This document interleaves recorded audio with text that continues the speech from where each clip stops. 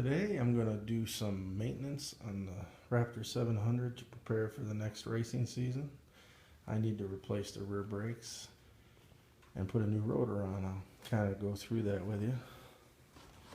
I was going to try a new rotor that I purchased off of eBay. I don't understand why rotors cost more for this than they do for my car, but I found this one on eBay and it was actually, as far as ATV parts go, a pretty good deal. It's from a company called Ferris Industries. I purchased it on eBay for a good price compared to other components that I've seen from other big name companies. And this is the rotor I chose. And we'll see how this goes. The first step that I like to do is you get your proper Allen, which looks to be about a 5mm. Make sure it's fully engaged in your pad retaining bolts and break them loose before you remove the caliper, so that it's easier to work with when the caliper's off of the quad. Okay, the next step is to remove the wheel.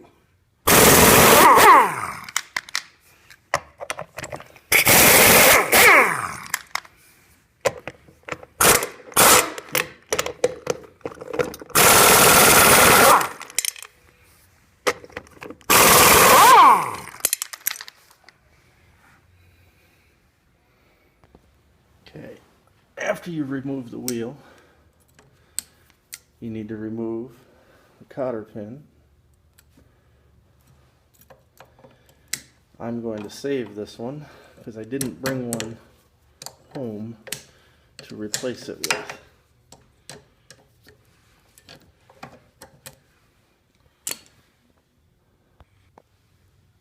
The next step is to remove the axle nut holding the hub on.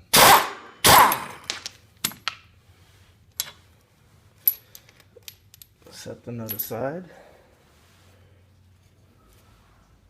and then hopefully the hub will come off. May need to give it a gentle tap.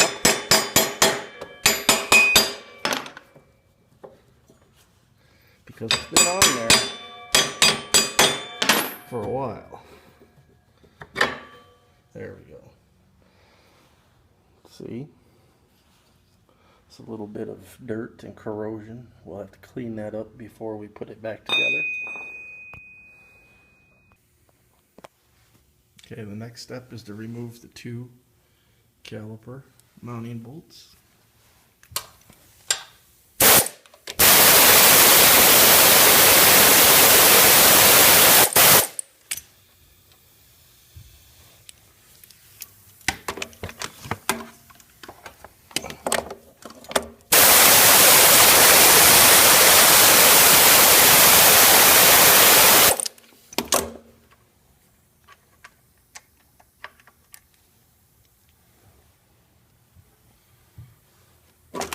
And then you can take the caliper for now and set it aside.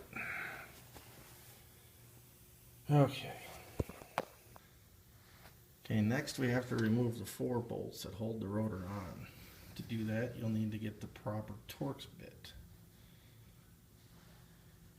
I believe this is a T40. Make sure it fits. Now this may be tight. I've already broken them loose so that I could video with one hand and take them out with the other.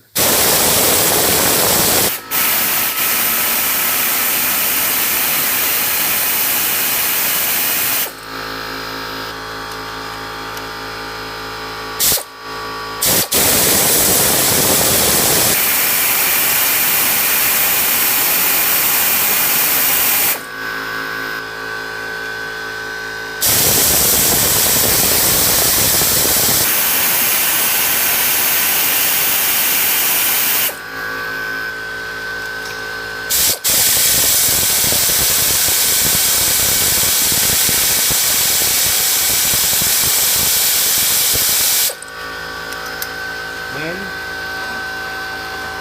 you should be able to slide your rotor off. See how thin this one is? That's from 1,000 miles. Now, you can see the difference in the thickness of the old rotor and the new rotor. It was definitely time to change it. Before installing it, you need to clean the surface. I like to use a brush. And before I just go ahead and clean the splines on the axle and the threads. You'll also need to clean the threads on the bolts, because we're going to put Loctite on the threads and they need to be clean. Go ahead and install the new bolts. You can see I put Loctite on them already. Install the bolts on the rotor to hold it in place.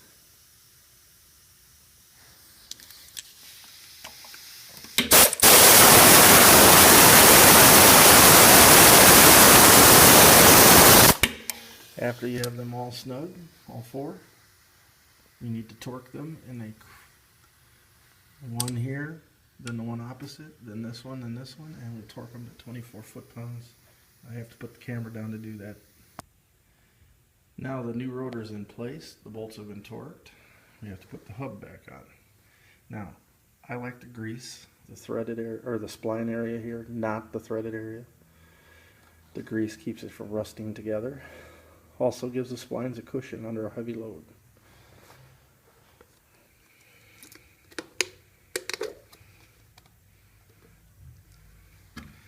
So I'll brush a little grease on,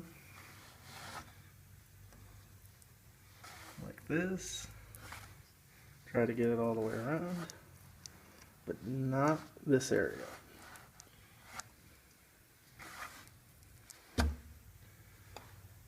Then put your hub back on.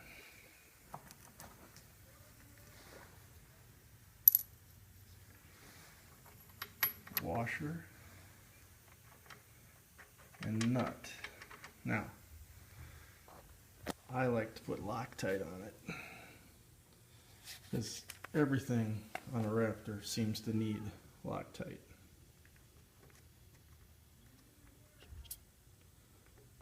Doesn't take a ton, just a little. Put your nut on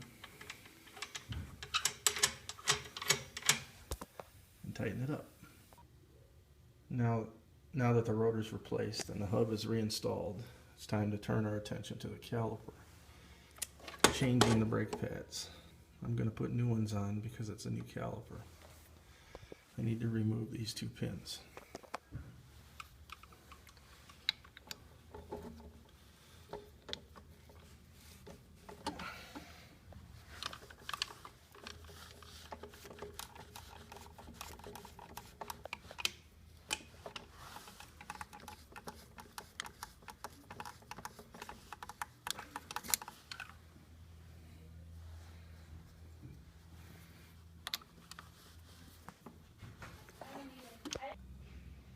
Alright, now with both of these pins removed, the pads will slide right out.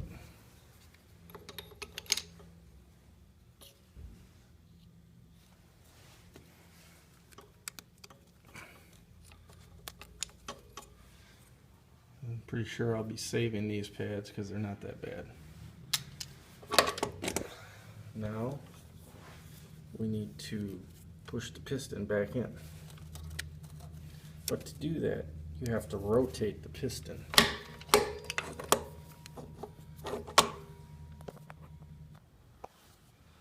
Now to do that, I like to put a screwdriver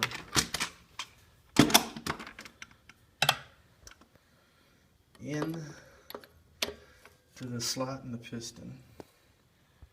If you can see it.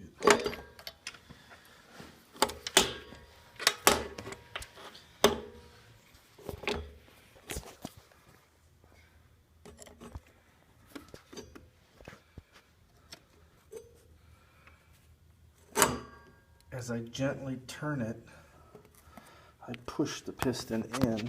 It's kind of difficult to see.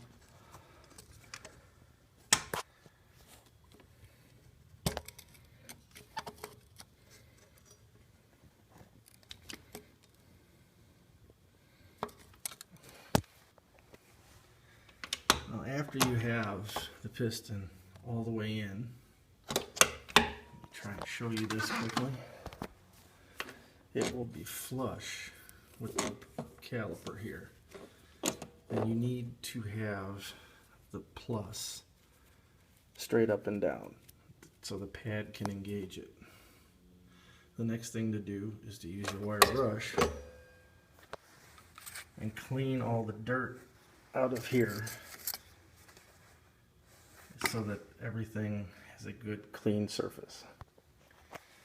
Also, before you reassemble it, you have to make sure that these pins slide freely. Otherwise your caliper will bind and wear your pads and your new rotor out.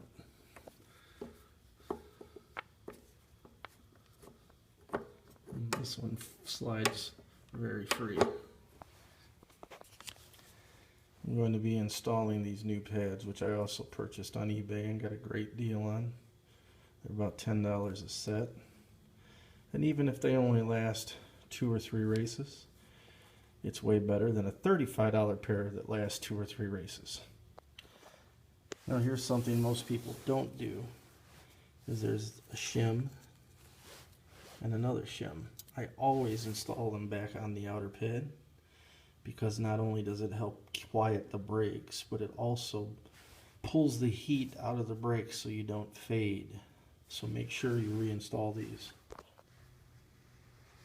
Now before you put these caliper pins back in, you need to clean them up because they get rusty and dirty. And they're not smooth and the pads won't slide well. I'm going to try to show you how I've come up with a little bit of a way to help clean them easily. You could probably use a drill, but I'm going to put my socket back on my air ratchet.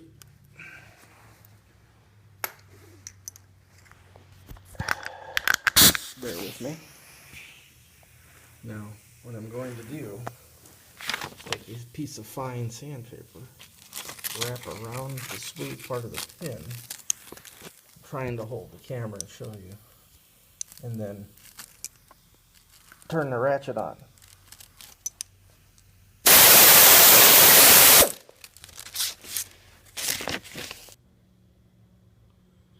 I'm not sure you can see it real well, but the sandpaper and ratchet method does polish the pin quite a bit. If you can see the difference.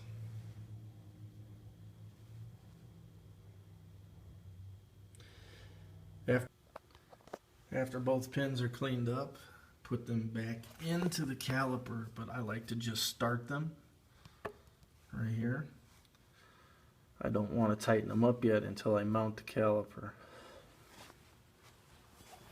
When you go to put them in, the pads are spring loaded because there's a clip inside. You have to press the pad in to get the pins to line up. After you get the pins started, set the caliper back into position. Put a little drop of Loctite on your bolts. Start the caliper bolts.